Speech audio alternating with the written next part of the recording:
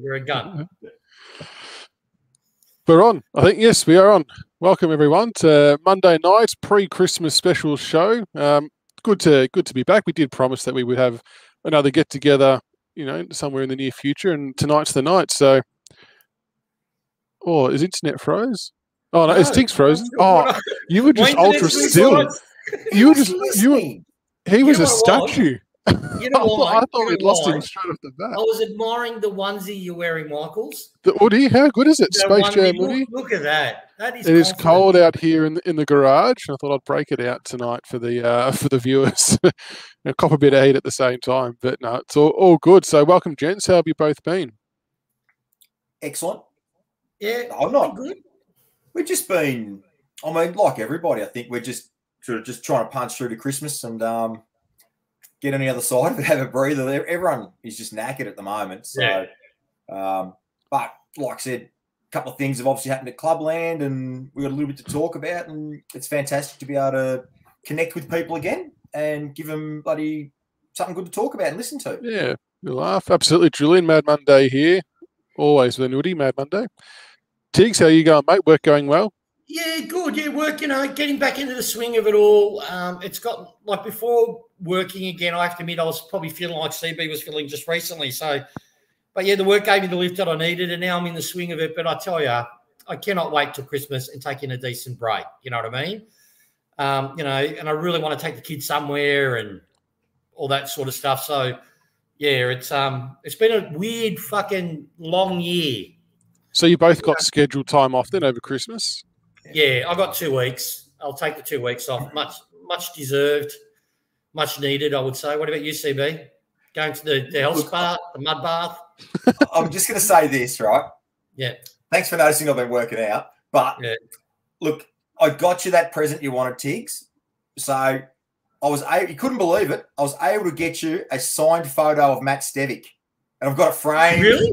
Yes, it's in the mail, so you'll get it before Christmas. Oh, you're a gun. You're a gun. I'm actually a bit disappointed. I thought you were going to say I was going to get a nude portrait of you and Brad Scott, arm in arm. You know, the one that you're just doing the rounds in the Twitterverse? But, no, not to be. Look, it was touching. I was, what I did was I was a bit upset they cut out. I had Steve Hocking on the other arm. They cut him out. I was a bit upset with that. You had like a threesome. You just had like a sandwich with the salami. Another 2 loaves of bread. That's a beautiful sight. It's a beautiful sight. A pussy sandwich. It was beautiful. Come on, we're working blue. Come on. Yeah. But how good is it that we can get a haircut? Like, literally, this is a scenario. I try to do the right thing, and I'm very conscious of the fact that my wife and I do the wrong thing, the kids will copy it. So, we did the right thing in the sense of the legally right thing. So we didn't do any, go out. We didn't do any of that. Just did what we needed to do. So my hair was out here, beanies on. And to take my youngest one and me, we went out to get the cut. It was funny how appreciative I was to get a fucking haircut. And then you sit back and go, wow, you know what I mean? Like things you take for granted that you can get done. Yeah, it was good. I don't want to start a shitstorm. I just realised no one take it any other way than, I'm just happy I got a haircut. Just be happy you pricks could get, you got hair to cut, right? Just be happy you got that, you pricks. Mate, you know what I'm more happy about? Getting the cut said something to me, something whispered in, I think it was Peggy, actually, whispered in my ear and, some ESP fucking a Twilight Zone shit, full crowds at the footy next year. Full crowds at the footy next. I can't wait for that. That's when everything will be complete for me, regardless of what's going on in the university. If I'm there with my mates and we're there on the wing and I'm watching us reaming fucking Carlton without Jones and hearing them well, Jones played, we would have won. That'd just make me happy. I've already seen 2 names, Mick O'Keefe, Jack Nance, Sam Perrin. You boys, I tell you, round 1, if I don't get to that barbecue, the M9 barbecue, feel free to kick my ass next time you see me, boys. I'm keen. So it's a shout out to a few boys that are watching. Very good. And welcome to all the viewers who have tuned in. We appreciate it. It's good to have you all here just for a nice little catch up. I know you just mentioned the getting back to games, Tiggs, which would be a wonderful thing to do. Out of interest, when was everyone's last game attended? I have a feeling mine might have been the grand final. Yeah, actually was. Yeah, it was. No, wasn't it round? No, you're right, because round 1 was no crowds. No, Carlton. Did we? I don't know if I went to that. I don't know if I. Straight Oh, after okay. it. Yeah. So I couldn't go being a Thursday night, but yeah, it's a long time coming. So I think, yeah, it'd be nice to have a crowd back at the G. It'd be very good. Yeah. Can't wait. Yeah, Well, no, first of all, boys, before we start proceedings, we would just like to pass our condolences to a BigFooty board member. And unfortunately, a gentleman by the name of Ron the Bear passed away, and he was an excellent contributor to the board. And we would just like to say condolences to him and his family. It was a bit of sudden news there, shocking news. Yeah, and it wasn't just our board. He was a good contributor too. He was very big on the main board as well, and very much respected, unlike the two of you. So he is, mate. No, but yeah, I mean, it's not nice, like when you get sort of tagged in those tweets. And I think he was, he was pretty big just with Richmond in general. I saw Rhett Bartlett even tweeted that he'd helped him enormously over the last couple of years with the work that he does. So he's obviously sort of touched a lot of people far and wide in the Richmond community. So yeah. My interaction with him, there were a few foundation posters when I started being active on our boards, and he was one of them. And I'll never forget interaction I had. Like when he spoke, when he posted, you read his post, right? Because it was not full of shit, and there was no ego in it. It was just facts, and he could bury an opposition's poster with facts, right? And in my early days, I was a bit passionate on the main board, got a lot of infractions, a lot of suspensions, a lot of this and that. And a lot of the posts the threads where I got in trouble, he would post in because he would come in and slam whoever I'm biting at. And I'll never forget, I got a PM from him one day. And he just said, Tiggs, he said, don't bite him. Don't bite with them. Don't bite at them. That's what they want. They want to get you banned off the board. Just hit him with facts, mate. And I just said to him, I said, Ron, you take the main board, mate. I'll just take our board. And it was, he's that special type of guy, He was, I rated him as a poster, and I'm spewing that I didn't have a beer with him in real life. Yeah, so rest in peace. And, his family, our thoughts are with you. Absolutely. Jack Nance, more than Cogger rules. Yeah, that would be an interesting poll to see who had more suspensions. I think Cogger's got the record. You can't beat me. You can't beat me. Michael's will tell you. You can't. Sam It's that bad. He was a beautiful listen, it's that bad. The reason I haven't posted on our boards, literally, guys, I have to wait for the infractions to go down. Because if I had got done just once, I would have been, that's it. Cancelled the count. So I've not posted now, I think, for 4 months. Just the odd post. So I've got to get you to check. I've got to get someone to check my infractions level and see if it's safe. I need a 10-point buffer. That's what I need, a 10-point buffer. And cut those silence. Look, to be fair, I reckon I've shaved 3 times, 4 times in the last 2 years. So, the joys of working from home, I guess. But we'll shave it one day. Oh, Nut. Listen to the haters, Grizzly. I like it. I hope Nut does watch this show, because I think I actually like Nut. He didn't like me, obviously, because of the mail I used to feed and his loyalty to the club, but he did it the right way. There was a form of level of respect I had with him, and though he got a bit, I say unhinged, but someone will say I'm unhinged. He was just emotional.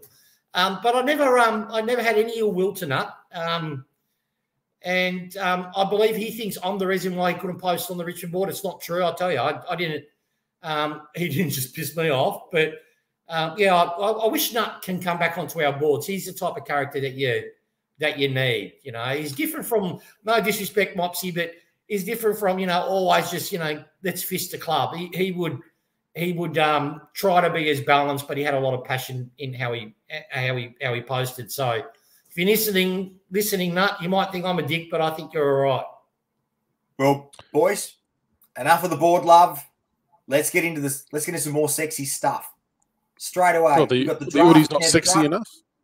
Well, the draft kicks off. When's the draft kick off? End of November. End of November. Yeah, next week. Yeah, 2 weeks away, I think. And it's over 2 nights. Yeah, they do the top 10, and then they'll do the rest the following night. Yeah. Yeah, which I don't really like, but anyway, that's not why we're talking about it. It's a stupid, right? But so we're going into the draft currently with picks 7, 15, 26, 27, and 28. And the question I ask you, boys, are you happy with just taking that into the big night? Or do you reckon we should we try and bundle a couple of picks and trade up even higher where we can? Thoughts? Yeah, personally mine, I would like us to try to shrink that to 3 picks if we can.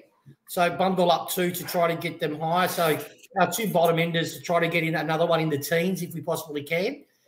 This is how I would go. I like how we've done it. We've been masterful in is it the March draft? I forget what it's called, whatever that draft. Oh, the mid-season draft. Mid-season draft. So I'd like to see if we go in with what we have, we won't be able to utilise this year. I like the fact that we're flexible. We can actually get someone that has a bit of impact. But, yeah, look, you can't we're going to get an inside mid. We're going to get another key defender, and we'll probably end up getting I wouldn't be surprised if we get another midfielder type or a winger. So, we can get with 3 of those high-quality picks, we're going to get high-quality players into the club. And I'm confident now to say we won't fuck them up. You know what I mean? They'll be minimum 100-game players, each one of them. So I'm pretty excited. I mean, there's still – you keep hearing still a lot of noise about us trying to work some kind of deal with the Giants to get pick 2. So, I mean, the club's pretty desperate to try and get that for whatever reason. They obviously think, they obviously rate the top 2 players very highly. And I suppose it comes down to, can the Giants be assured that they're going to get the player they want, which is apparently Mac Andrew. If he's going to still be there at our pick 7, is it then okay for them to do that deal? And there's obviously an element of risk involved for them to do that. But I find it fascinating that we're trying to go that hard for pick 2. It very, very rarely, have we ever been in a position to do so with the picks we've got. But we kind of just usually coast through to draft time. But for once, draft night's going to be bloody exciting. Remember last year, we sat there to pick 40-something doing shit all. It was boring as batshit. I still watched it, but it was... No, I did because I'm a sucker for that stuff. But what about you, CB? You staying as is, or are you trying to trade up? If we can, I would like us to trade up. But having said that, if nothing else changes, I am very, very comfortable with that hand as well. Either way, we can't lose. Yeah. Either way, no, that's exactly right. That's a good call. A lot of calls for Hobbs in here as well. Yeah, that's what I was going to say. Caveat on that. If we get Hobbs, then I don't give a fuck what else we pick, right?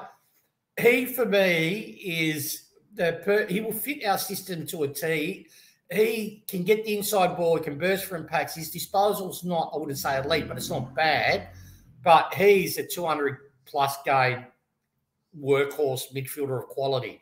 Him and Dow, if Dow really excites me, particularly, I reckon we'll see a lot of Dow this year. And Dow has that, be able to inside traffic move out. He's got a really beautiful kick to him. He's got that frame that he looks like he can put on size. He has. You've seen pictures in your off-season? Yeah, he's short. Yeah, he's a big. Yeah. He's got so much space. So, I have hopes for RCD, but I'm bullish about Dow. If we get a kid like Hobbs in, and then if we are lucky enough that RCD does step up and become a consistent player, that's 3 high-quality fucking engine room, and you still got pressure around them. You'll still have Dusty around them. You still got Graham around them. That's a midfield you can win flags on in the future. Right. So it moves on to the next point then. So say nothing changes. Just hypothetically, say nothing else changes. So we're rebuilding on the run, so it seems. Yeah. So are we happy with that?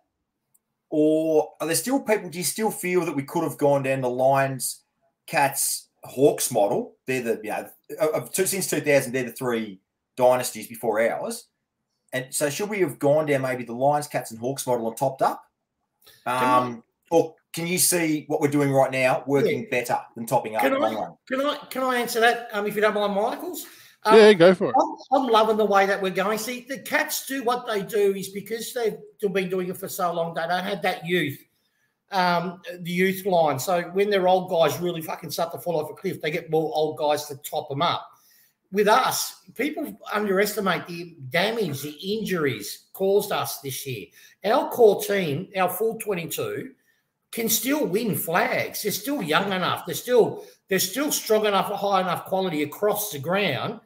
even though we've had Ashby retire and we've had Hawley retire, we've got Short and we've got other young halfback flankers. We've got another elite backman in Bolzer. So we've got already our 22 will be contesting for a flag. So this is the perfect time where you have a 22 that even when we lose Koch and say this is his last year, next year's his last year, even taking him out and let's say, for example, one of the midfielders we have now step up and replace his spot, you still have a list that can still contend.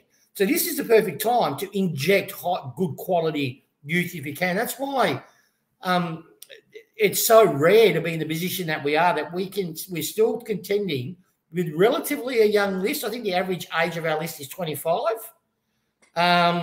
If you average out the years, that have a lot of games played, which is unique because they've all played together.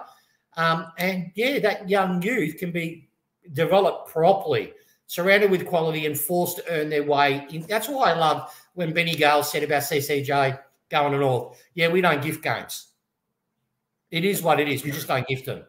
So, yeah, no, I like how we're doing it, CB. I do too. And I think maybe I misread or didn't see it properly, but I think I remember seeing this topic being discussed in, like actual media circles, and it was claimed that it's been successful for Geelong. I'm not sure on what basis that was founded because they haven't won a flag with it, but I think the timing is right for us to get these picks. If there was a year to not bottom out, but to drop down, we've done it at a perfect time, I think. What you said, Tiggs, is spot on. Like, we're still going to have the quality around them. They're all going to be refreshed and recharged. And the thing you need to see back is the hunger, though. It doesn't matter how you rebuild or what picks you get and what other players. If you don't have that hunger that we saw in the 3 flag years, it'll all count for nothing. So if they can get their mindset right, flick that switch, we could be on. Keep in mind, we get a brand new recruit as a premiership ruckman back as well in Ivan Soldo. Yeah. So there's some and Dusty for that matter. I mean, he missed the last, quite a few games. Koch shouldn't have played. He shouldn't have played half the season. He should have been managed, but we couldn't afford to. Lynch was in and out. It's going to be a very fresh-looking team next year. And the thing is, too, with us, like people, I realise now, obviously, you hope they realise, we started off the year carrying injuries, like because our off-season was so short and we were banged up by the end of the grand final. We've come into this off-season, not enough time, so players that are regular starting too, we're still carrying injury. They weren't 100% fit, some of them, and they broke down. And I'm really excited for Edwards. Like Edwards, to me, for his stand, like I love, I call him Jesus, right? I love him that much. He's one of my favourite players. But to his standard, his performance was not even close to what he can produce on a consistent basis. He was cool. And his ankles and the like, that's where he gets his lateral movement was what was hindered. I'm looking forward to seeing him. People saying, he's aged and he's dramatically dropped off the cliff. No, the whole game's about his mobility and his brain, so his body being able to keep up with his brain.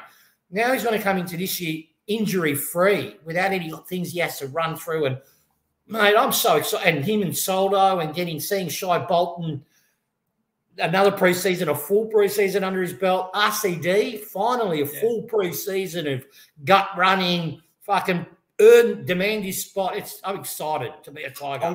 I'm going early now. We're going to absolutely nut some teams this year. It's going to be awesome. It's not like the Empire Strikes Back. We're going to be chopping off Luke Skywalker's hand. Like, it's going to be nuts. I know we've got the agenda, but I'll bring up a topic. I'd love to see what the listeners think. You know how I've got a really strong feeling of this. I'll see if you agree. We pace out the season. We always have, right? Since 2018. But I've got a strong feeling that from round 1 to, say, round 8, we're going to brain sides. We're going to be like going 100% full on and, throwing everything we've got, particularly in that 2-month period. I can see us doing it.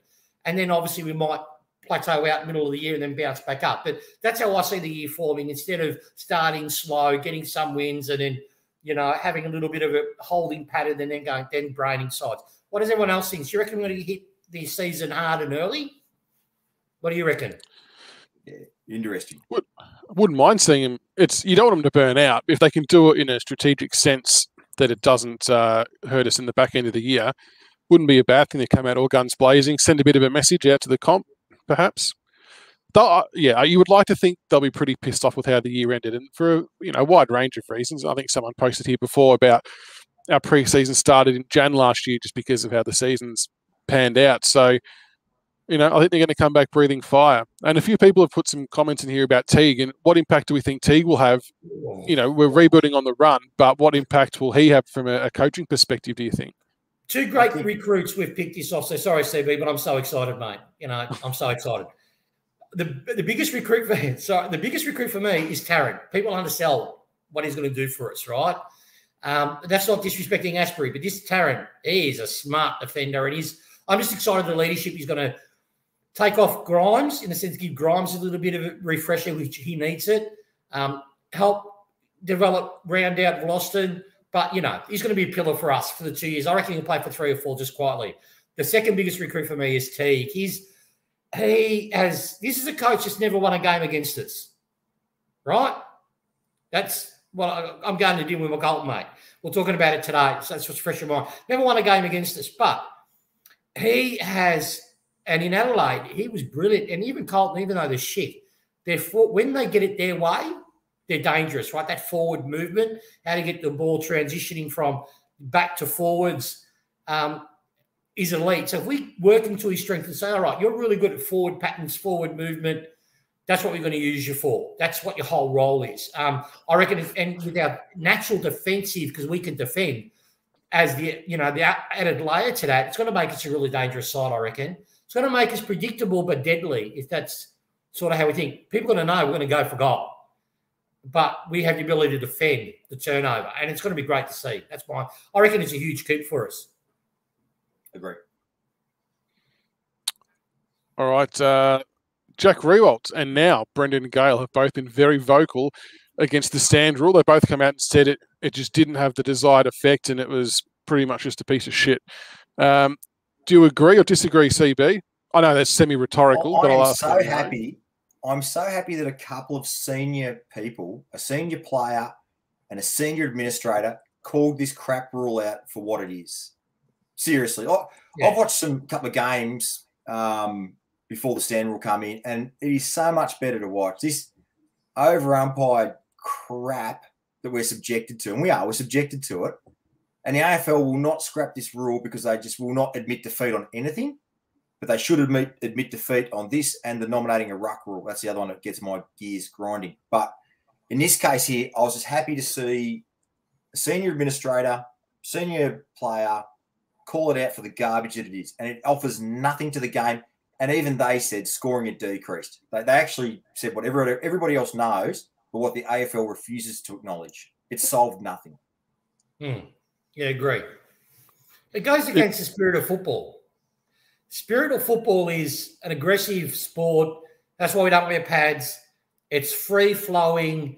There's not many, other than stoppages and ball-ups, there's not many outside of those really two instances, obviously in a free kick, that the game slows and stops, right? It's not NFL. It's not basketball. This fucking rule makes it like basketball on grass. It got to the point that if Richmond wasn't playing, and I hope Octavio, I'm surprised if he's not on. I was speaking to him this week. I nearly stopped watching football. I didn't watch any of the final series. I couldn't be fucked. As soon as Richmond was out, it's the stand rule killed it for me. It's basketball on grass. Yeah, and I mean the scoring reflected it. The lowest scoring season in 60-odd years or whatever it was. So the proof was there for everyone to see. It was a big fail, but like you said, CB, they're not going to go back on it. They're too committed to their changes. But you need more clubs to stand up and start saying things publicly. And it was nice to see that from two figureheads of a club. And I'm going to bring one agenda items, just skip it forward one. So while we're on this topic on Brendan Gale being poised to stay at the club for another 3 years, right? And he sees that. And it's fantastic that Brendan Gale is committing to the club for a further 3 years. Absolutely. But what the byline is if he's signing with us for 3 years and Gillon McLachlan's finishing at the end of this year, allegedly, I don't know if it's been confirmed or not, then obviously Gale has no interest in the top job. He's sticking with us and not pursuing other exactly right. It feels like that if he was going to make that move, that now would have been the time to do so. So interesting. I'd love to know what it was like. Is there something that's not run right within AFL House that he just doesn't want a bar of, or is he just unfinished business at the club, or what it is? But either way, bloody pumped to have him close to penning a new 3-year deal. He's been absolutely massive for us, make no mistake about it. One of the main reasons why we are where we are. Is Caroline Wilson right? Is there something? There must be something between the club and the AFL at the moment, right? And maybe Gale feels that he can't work with the people, the current administration in there, people in there. I don't know. I reckon the answer's in Mick Warner's book, The Boys Club. You know, that the head office, just make no mistake, you know, I love AFL, but I'm not ignorant to saying it. AFL is corrupt to the core, to the absolute core. And if Gale took over, you've got, let's say Gill's no longer in the picture. You've got the Gill appointees that he's just now recruited, like your Scotts, and then you've got the commission as well. They're just rotten to the core. So I think he's just gone, you know what? There might be a clean out at head office, but it's going to take about 3 years to happen. So he'll concentrate on the club that he loves. Also, too, I'm thinking because Piggy's leaving at the end of next year. I think it's the end of next year. It's not the year after. It's the final season coming up. Yeah, so he's got to be there for 2 years to support the new president coming in. You know, after Peggy goes, so it's a smooth transition in. But yeah, the AFL's corrupt as fuck. It is, yeah, shocking. Can I say these teeth? They're all natural. There's nothing. I was just lucky. Born with a good set of chompers. That's very good. Good segue there from you, Tiggs, into the Peggy O'Neill talk. Huge congratulations to Peggy O'Neill for winning Melburnian of the Year. That is no mean feat. And it's not only the work she's done with us, obviously. She does a lot of work external to the club, but she is obviously a really big figure in Melbourne, and she's doing a lot of great things, and it's wonderful that she's a part of our club. And, you know, it'd be sad, you know, to see her go, but she's obviously respectful of the process and wants to see fresh faces, fresh ideas, and she obviously knows that that's the method to keep things moving forward. But yeah, huge congrats to Peggy on that. That's a huge achievement. Gil must have been Peggy O'Neill, and the expression "good things happen to good people." Yeah, and she's clearly a wonderful human being, and she does all the right things. She treats people with dignity and respect, and it's just such a fit reward that she gets recognised like that, because she's well and truly earned it. She deserves it. Yeah. And she's got teeth too. Like, she's not afraid to bite back. If she believes we're in the right, she bites back and she holds the line. And I personally believe Gil is intimidated by her. So, she's going to be a big loss when she goes, but I'm confident she's grooming a decent successor, and we'll be right coming forward. Well, her point is with an internal appointment. Oh, yeah, that's right. Yeah. So that's what I mean. It's going to be someone internal, I would think. So it'll just be smooth sailing going forward. So the succession plan. Yeah, so it begins. Right. Yeah, exactly right. New jumper sponsors, Nib.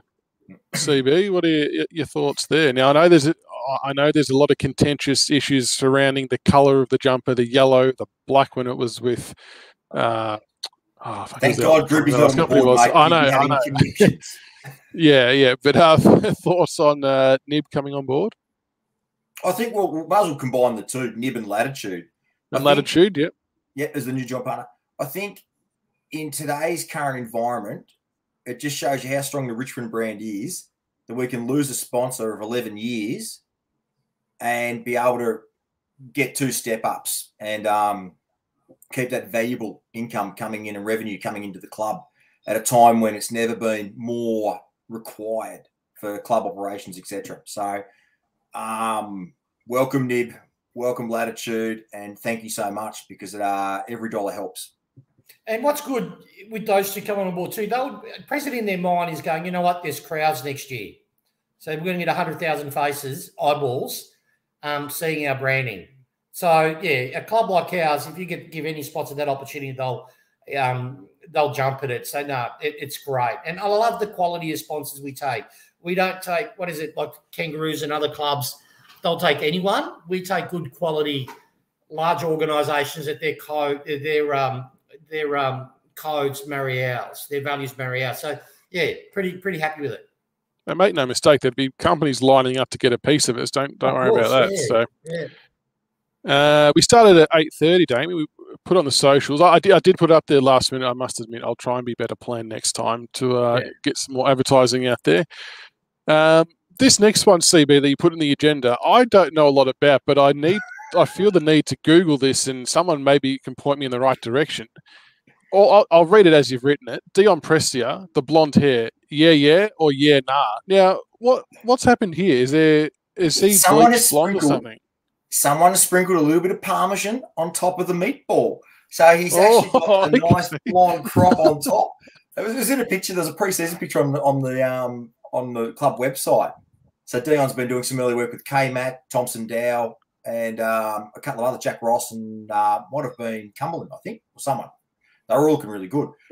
But yeah, he's gone a little bit of the old Parmesan on top, and I don't know. Just others have to be a judge of that. I'm not one to really judge on hair matters, so to speak. I go the other way, CB. I look at Dion's very superstitious, and our flag run started when we had a certain player at our club with a bit of yellow in the hair, in Chol.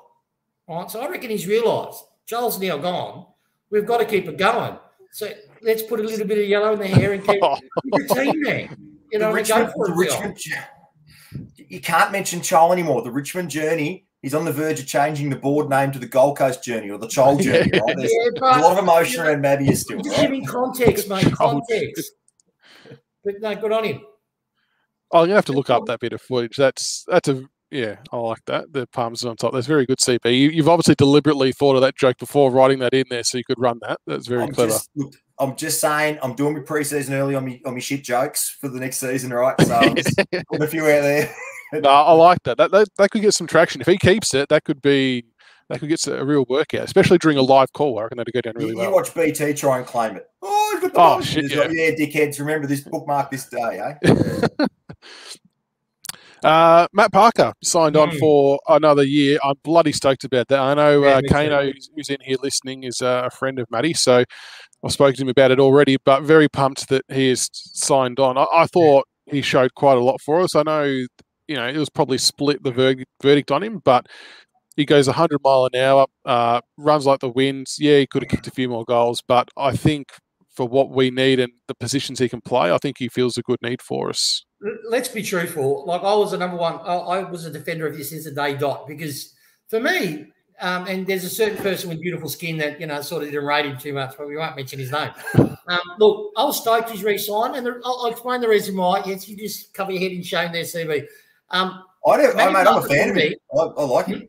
Oh, of course you. Yeah, change the tune now there, buddy. Here we go. Parker, for me, he's a culture player, right? What I mean by that is we've got players like Stack, and not just because Aboriginal or anything like that, but, a little bit troubled, really getting his head in the game. We've got players like Dan Rioli, who has had to transition to a new position. We've got young kids at the list, and they can look at a guy that when he's on the field, he will give 110%. Now, he might not be the best skilled player, but he will leave nothing in the tank. And sometimes those type of players set the standard. Yeah. And you learn from them. And Marlon Pickett had that effect, I reckon, when he came on board. And Matty Parker picked up the standard on that. I'm just stoked because, look, I think he'll probably play about 8 games, Obviously form dependent. Let's hope he plays 22. But if he plays 8 games, but what I would love to see is if we do draft a young forward in or a young mid, they're just going to watch how he is so grateful for the opportunity of playing AFL, and it's going to really put in their mind, don't take for granted what you've got. And to keep it, you've got to work for it. And that's invaluable to me. So I was stoked that he's in. Plus, he's a fucking good footballer. He tackles to hurt. I love that. I think culturally he's got a lot to offer the club. I think playing-wise he's got a lot to offer to the club. And you got to remember, there's only 22 spots available, right? So you can't cram them all in there. But guys like him, even at the VFL, he'll contribute greatly. And I saw that comment, Tiggs. Yeah, I'm clicking on it in a second. To tell you, whoever, put your full name on there, brother. I actually did get it. I did get it, and the first thing I did was fucking cut it up and throw it in the bin, right? On my kids' life. So, and that's it, you know, and I cancelled it. So, cancelled, so make sure it doesn't renew. So, you know, I stand by it. I've got a big heart. I've got a fucking big heart, right? I stand by it. McRae, I hope you hit, and Leper, that's my way of supporting them. But, you know. I Just dig up, Tiggs. Dig up. Dig up. No, look, I've been getting hate, harassment about it, you know. How many times do you reckon it'll get mentioned next year? Every show, mate. Every show. Forever. Magpie 71. What? Yeah. Tiger Magpie 71. Wobbles, yeah. Thank you, John. Did you have anything else to add on Matty Parker there, CB? No, look, very, very happy that he's the club is committed to him for another year. It's excellent. Excellent. Steve Morris, new VFL coach. I think I know we touched on this on the last episode, but bloody good appointment. Yeah, as a VFL coach, yeah, he's been basically doing that role. He knows the system. He's been with the club for years and years now. He knows how Dimmer likes to play. Dimmer loves him. He's one to I reckon McRae was so good because he reinforced our standards to the VFL kids, and they played the senior way. I reckon that's what Morris will be doing. I just want to interrupt. How good is it? How good is it when Australians smash the shit out of sheep rooters in cricket?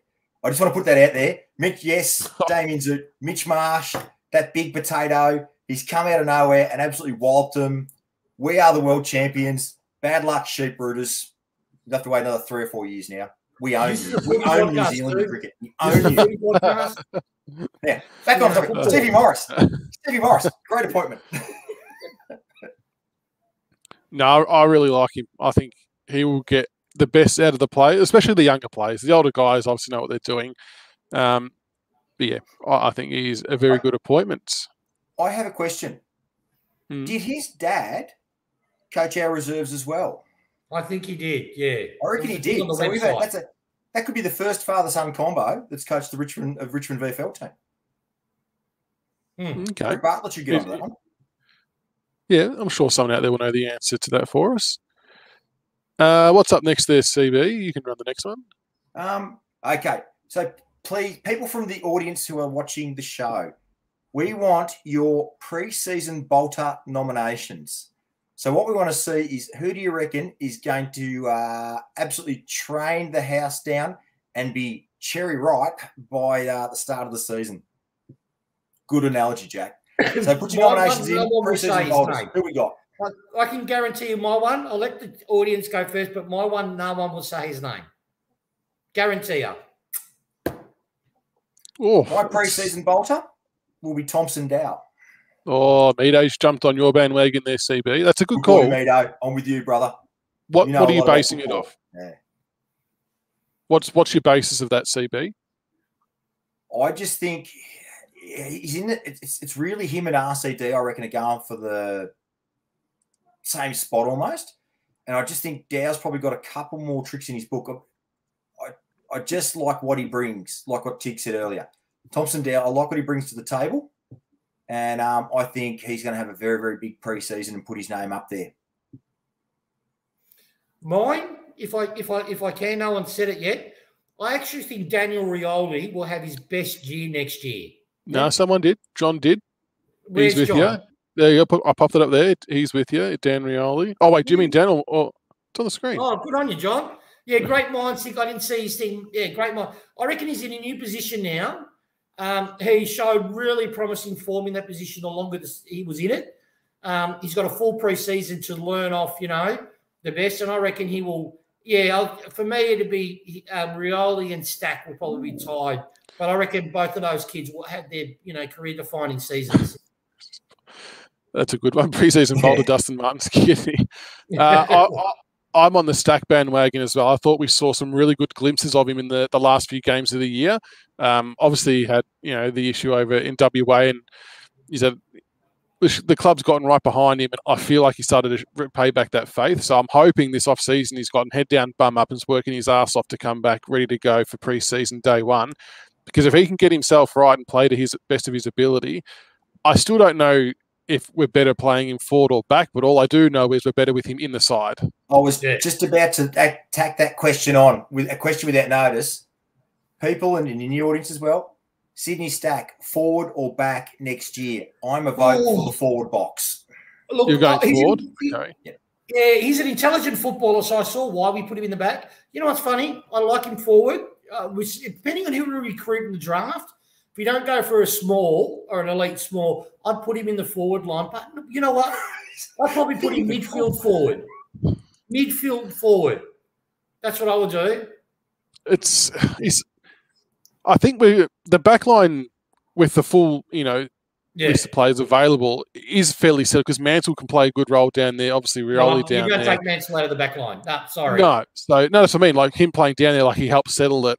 Baker can play down there. So, but you got Broad comes back in, Bolter comes back in. So there's almost not a spot down there for Stack that makes sense because the other guys are so good at what they do. So playing up forward maybe does make the most sense. And if he can apply that manic pressure, loves to run and jump at the ball, it could be a winner. But I just really hope that we don't confuse him and get him lost in playing different positions. Like we need to find something for him, let him settle and learn and grow in that role so we can get the best out of him. I would challenge him to be the next Lambert in our side. You know how Lambert plays high half forward, but you often see him in the back line because he does that defensive running and then he supports. I would love for him to have that role. Obviously, we've got to build his tank, but he's got a bit of a tank on him now. So I would be saying, we want you to be Lambo's successor. So, you might not get 22 games, but you're going to probably get 8 or 9, but know that you're locked in to be Lambert's successor and play his role, learn it, and know it. I reckon he'd be perfect at it because he has that aggression. He's got really good skills, and he's really smart. All right. We'll go into the questions from the audience. There's a few that's kind of coming through, but keep sending through questions and we'll get through a couple. This is a good one to start off with. CB, what happens with Josh Caddy? First of all, I just want to say one thing. I want to answer one other question. From Richmond, does anyone rate Broad? He was missed big time.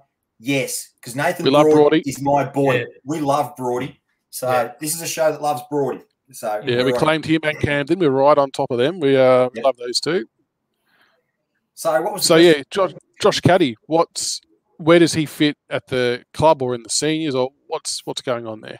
I think he's a natural forward, and I think that's where they should play him. I think he's worth 1, 2 goals a game every time. Yeah. But if you're doing a schoolyard pick on, if you're going like if it's Sydney Stack or Josh Caddy going for that one spot, who you backing?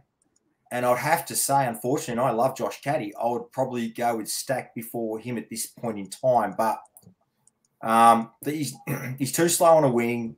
He's not quite quick enough on the ball. He's too slow for backline. But Caddy can, forward of the ball, impact like a key position player. So I do like him up there. One thing, though, Caddy's got going for him, and if I see him on a wing in the back line, I'll fair dinkum fucking spew. Timo, if you're listening, don't make me do that, mate. But he has to. We are crying out. We've got a traditional forward in Lynch, right? We've got Jack is just unique. He's just so super intelligent on the field. But we need a medium-sized lead up forward. Yeah, correct. Right. We haven't got one.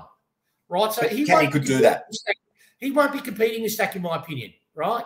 We need someone that can lead up, hit the ball, and can crumb off in the sense that.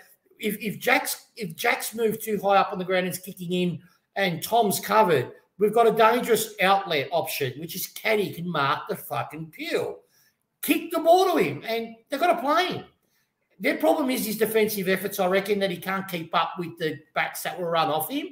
Well, that's when you've got like your Stack and you get your other smaller forwards.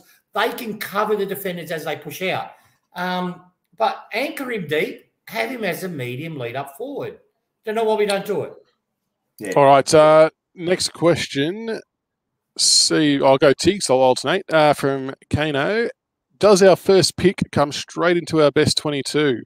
Oh, if it's Hobbs, I reckon yes, because he's been playing against men. Yeah. I reckon. Look, what I seriously think is when talent depends on how they train. Obviously, if he comes on and he's doing all the work on the training track.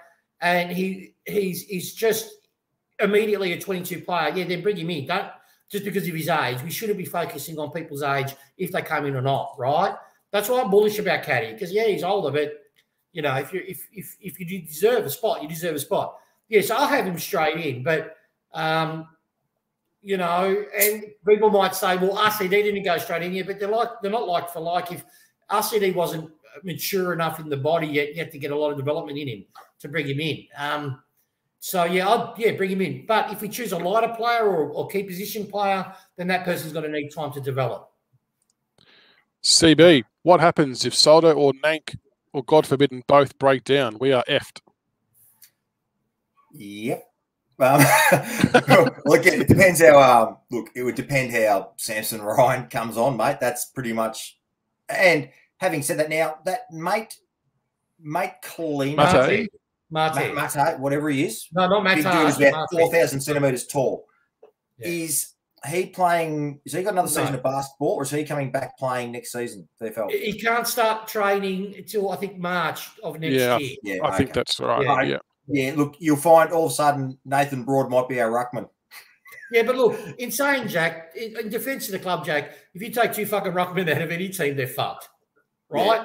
So if you go to North, what happens? Goldstein and whoever other pudding that they've got are gone. You're fucked. Coleman Jones. Yeah, Coleman Jones. Yeah, won't he get booed?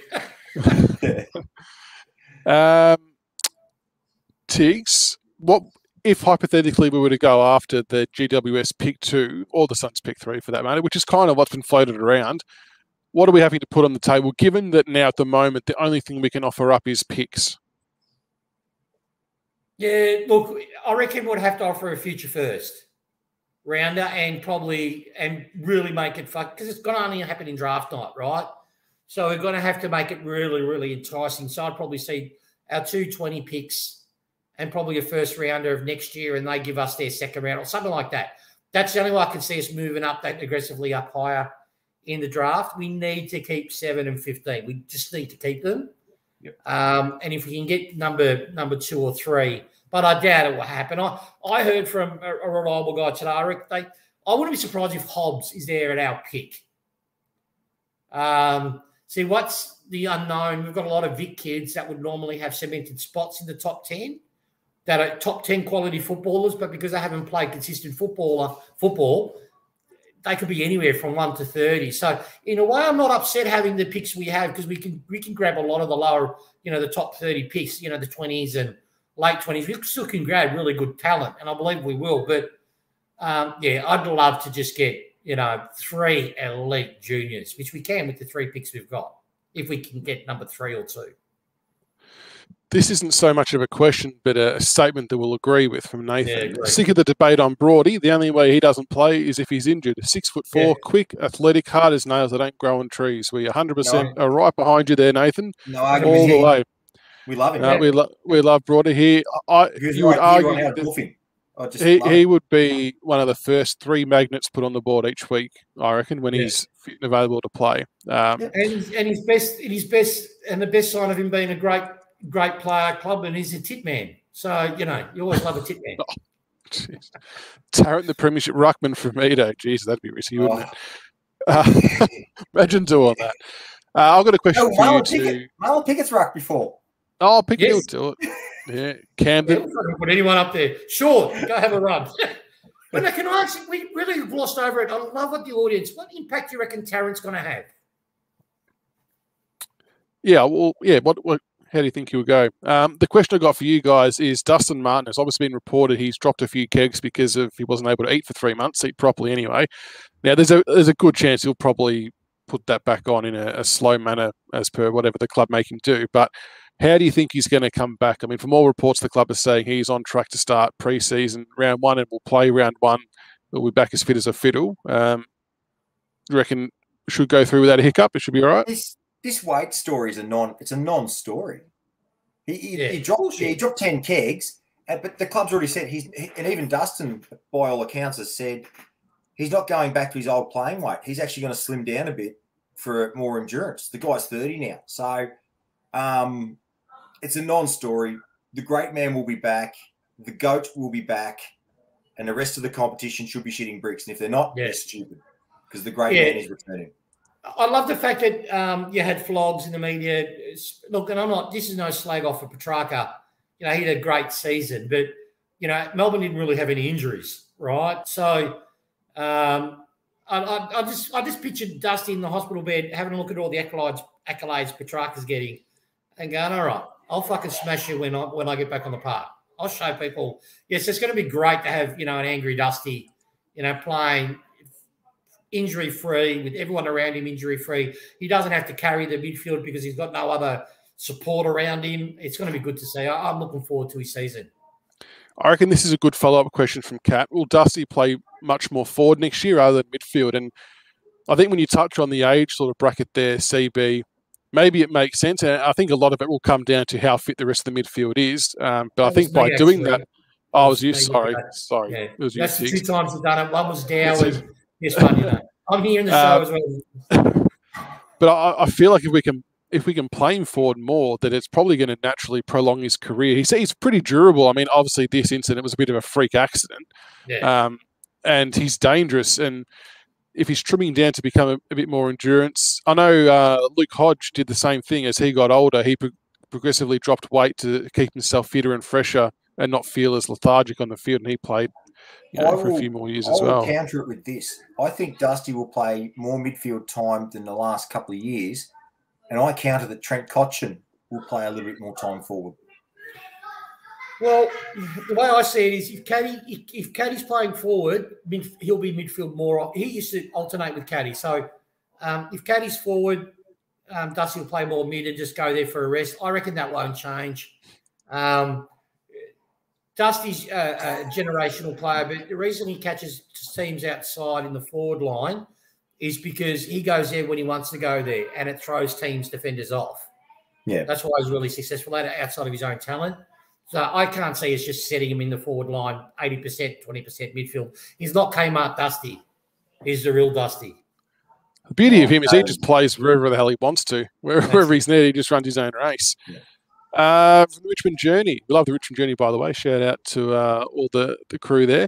Thoughts on Cotchin's impact next year? This is a really interesting one because, I mean, I can't see him playing bulk midfield minutes next year, not like what he has been. He's definitely going to play that bull role on occasions when we need to, but I think there needs to be some type of transition period where you're getting your Dows, your RCDs, even Graham getting more minutes in there. Bolton, just as a handing over the baton kind of thing. But it's where does he play when he's not in the middle? And I know you said forward. Some people have floated him playing at half-back. I don't think he's got the dash to do that. I think forward. No. I think it has to be half forward or bust kind of thing. Is that where we're kind of sitting with that? No, in the guts. In the guts, but what they'll do is he'll play the last, say, 8 minutes of every quarter. That's how they'll do it. That's how they'll nurture him through. They'll just say, okay, heat of the quarter goes out. Okay, Bull, go for it. So 75% game time, you reckon, Tiggs? I reckon he'd be managed. I reckon we've got the midfield rotation and the deep enough list to do it. Injecting the last 8 minutes of every quarter, or if we need the first quarter of the game, in the first quarter, play him in the first 8 minutes where it's the heat's on, rest him, and then play him that last 8 minutes of every quarter they're on. I reckon that'd have a huge effect. Yep, maybe. And the natural follow-up question, I know we did discuss this last episode, but it'd be interesting to see if opinions have changed, but the next captain, and the interesting thing that came out in the media, I think it was Brendan Gale even, sort of said that he would have no hesitation in Dusty doing it, and I personally wouldn't like that. I want Dusty just to play footy and do Dusty things and not worry about the other stuff. But if someone like Gale's giving him an endorsement, then is there where there's smoke, there's fire, or is it just him just having an opinion for the sake of it? I want Dusty to be captain. Yeah, I'd love him to be captain. I'd love him to be captain. Look, you know what? When the last 2 years, we've had periods where our midfield's been decimated, right? But he hasn't. He's been the one that's kept the side at least semi-competitive, right? Out of his own back. That's captain stuff. He doesn't need to do fuck the media. He doesn't need to go to fucking Damien Barrett. Hey, let's have a fucking chat and have an orange juice. Fuck off. He leads on the field. He does what he needs to do, responses, which people love to fucking forget. My son just had a bit of a lurk there. People forget he does corporate and he does sponsorship things anyway. He goes to meetings and does everything the club requires him to do. For our sponsors. Nick Rewalt said it best. Nick Rewalt said he was, I don't know if it was a preseason game or he was covering a game and he happened to be in amongst the huddles and things. And he couldn't believe the leadership that Dustin Martin showed towards the players, pulling them aside, guiding them, talking to them. He's a leader. And I would love to see him win his 4th Norm Smith, premiership captain, and another cup. It would just melt the internet world. You know who I loved? I loved Matthew Knights when he played for us, right? Because he used to do, he used to do this all the time, right? Now, some players like Matty White fucking diluted it a bit. They used to do it every goal. But Dusty, if you notice, when we're in that game and it's fucking, to and a throwing and he does something that special, he pulls his jump, come on, fucking, and they players noticeably jump on his back. That's captain for me. That's what captains do. So I think, I'd love for him 2-3 years to be a captain of the club. I would hate for it to impact his football, but at the same time, he probably seems like the kind of player that it wouldn't phase him too much. And like I said last episode, I think I was talking about Nank in that term though, that the media side of things doesn't bother me because someone else can do that shit. If the criteria simply for us has to be the best person for the job as a leader of the players that are in front of him. On training and on game day, the media shit's completely irrelevant as far as I'm concerned. It's neither here nor there. But it would be an interesting choice. And look, it's nice to have options. I saw a few people mention co-captains. I'm not sure the club will go down that path or what the response would be like. But I wouldn't be against having, say, if it was Dusty or another senior type captain and a younger vice captain in kind of a mentor sort of situation, whether that's a Jack Graham or a Nick Vossen, someone like that. I wouldn't be against that happening, but yeah, interesting times ahead. I wouldn't be against Dusty doing it for a year or two. I actually wouldn't be against either Tom Lynch. Yeah, I'm really warm to that.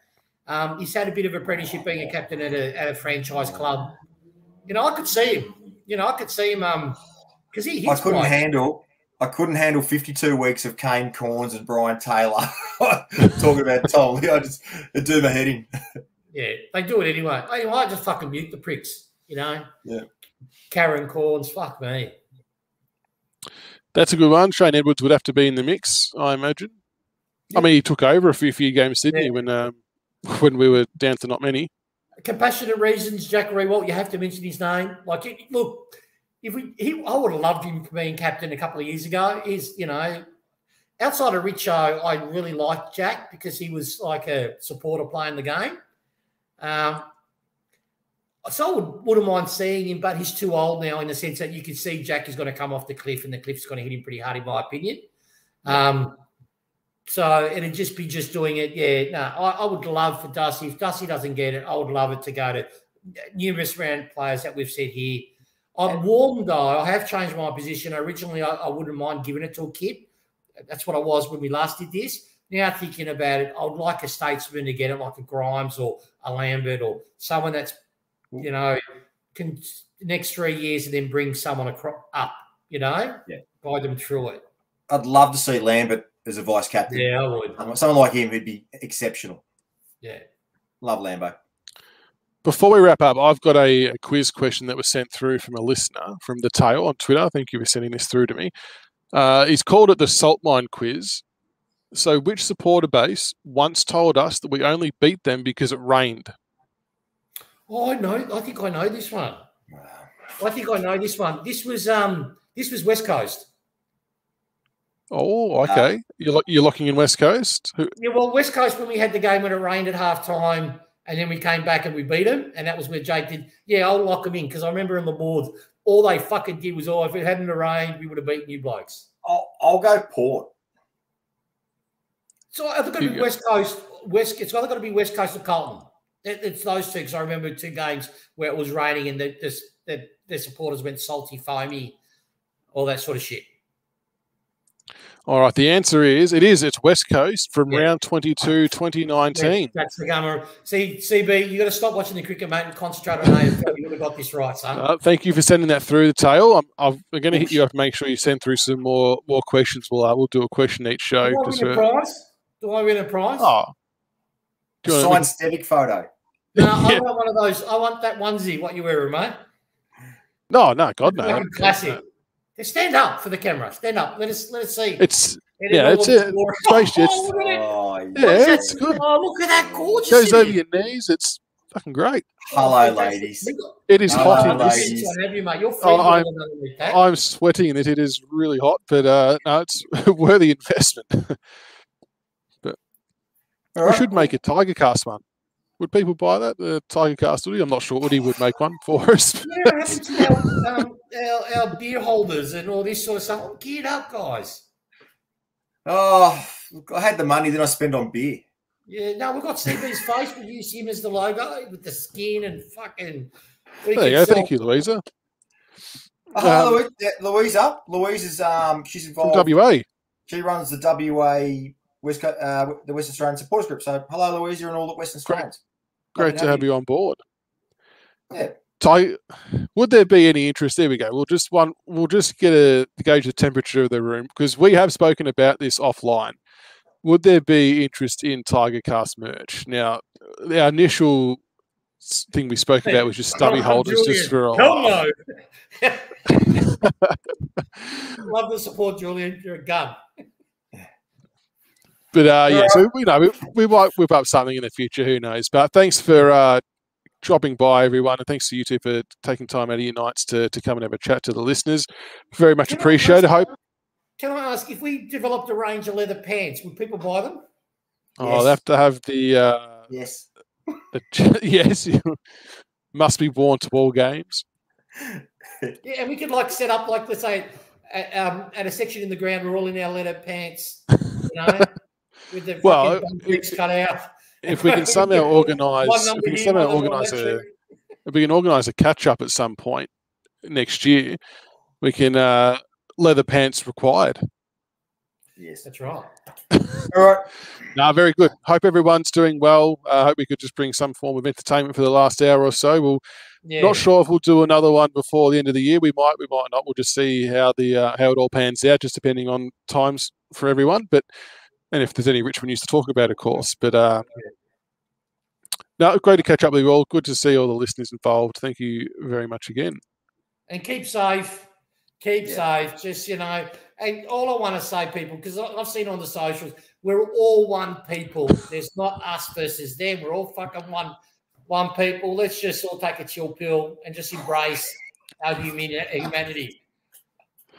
It's straight to the end, mate. Yeah. Take a little bit. Love the comments, everyone. Absolutely love your work. Well, we might do one after the draft. That's a good call, actually. Mito and Ralph. We might do one after the draft to discuss the new players on board and see what they're all about and how we think we'll fit in for the year. So make sure we tune in. I think it's next Wednesday night. It's going to be an exciting draft night. We might see the Tigers trade up to pick 2 or 3, but otherwise we're going to have some great new players. The picks that the Pies make as well. We'll be able to fit that in, do you think, in the next show? Talk about how the Pies recruited and, Dacos. Yeah, we can definitely do that. Fantastic. Good stuff. Yeah. All right. Have a good night, everyone. Thanks for tuning in, and we will do another one after the drug. Go Pies. Jesus Christ. You're going to cop a lot of hate mail for this. You fucking start poking fingers at me, mate. I'll go all one way. That's what I'll do. Thank you for your viewership, everybody. And thank you. Have a Merry Christmas. For tuning in tonight. We appreciate it. Have a great evening. Be safe, everyone. Love you, Eddie. Eddie Maguire. Mate, see ya. Merry Christmas. Apparently, Tiggs isn't coming on for the post-draft show. It's just CBD's already he's taken himself off the books. All right. Have a good night, everyone. We'll no doubt speak soon. And keep hitting us up on Twitter and Facebook. We always love interacting with everyone. Fling shit our way if you have to. If it's a source of your own entertainment, we're always up for it. So have a good night, everyone. And CB loves the DMs. So don't continue to ask. Loves the DMs. Love it. See you guys. See you guys.